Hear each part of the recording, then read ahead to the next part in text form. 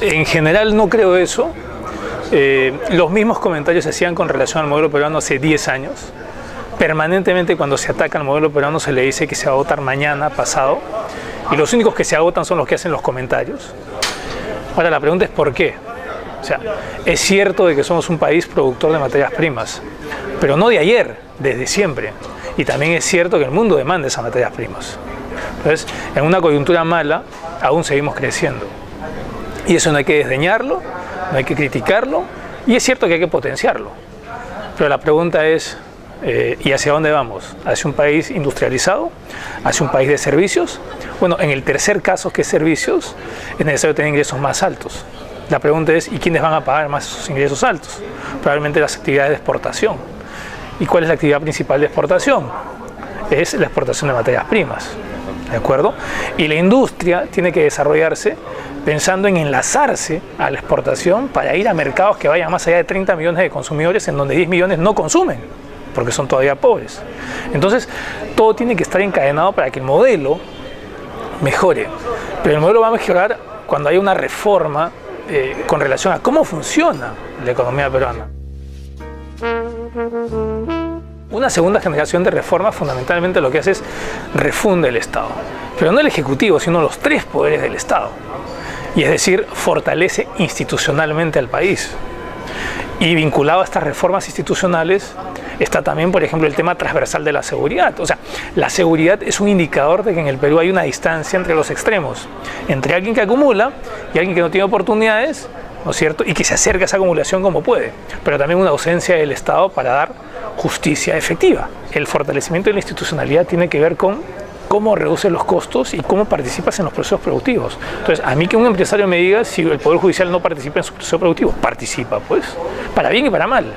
O sea, en algunos casos, ¿no es cierto?, protegiéndolo de algunos abusos que puede cometer el Poder, pero en otros, no siendo más largos los procesos, ¿no es cierto?, que van a permitir que tome una decisión o no. Entonces, la pregunta es, ¿y por qué no vamos a esa segunda etapa de reformas de segunda generación? O sea, ya tenemos 15 años hablando de lo mismo, no lo hacemos. ¿Y por qué no lo hacemos?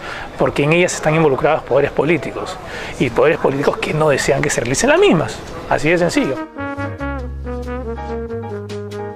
Es un proceso largo, es un proceso que tiene que ser continuo, es un proceso que requiere estabilidad, y en el caso del peruano esa estabilidad se va generando de a pocos. Y es un proceso que requiere de más optimismo que de pesimismo. O sea, no es casualidad que los empresarios sean más optimistas en el Perú que en el resto de países. Y eso no lo digo yo, lo dicen las grandes revistas internacionales. Y no me digan que el empresario es un sonso, pues. Él mide más bien qué temperatura está en el mercado.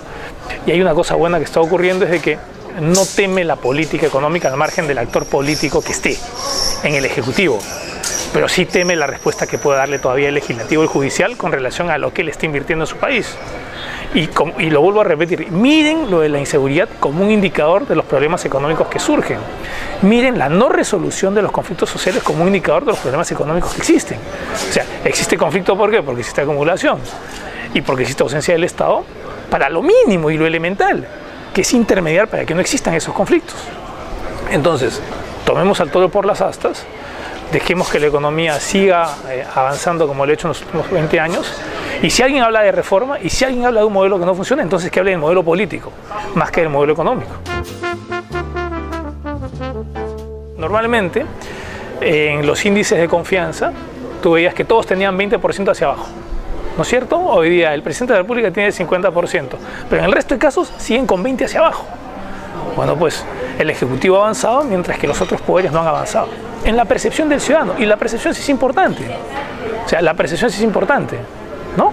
Es como la oscuridad en la casa.